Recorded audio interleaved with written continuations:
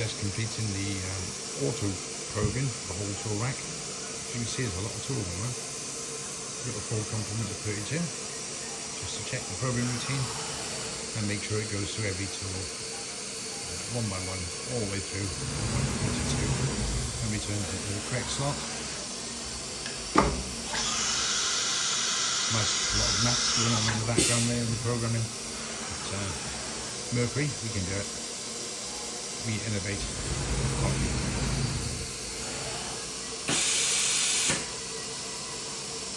This one's just about ready to go out. We've even got the sticker now.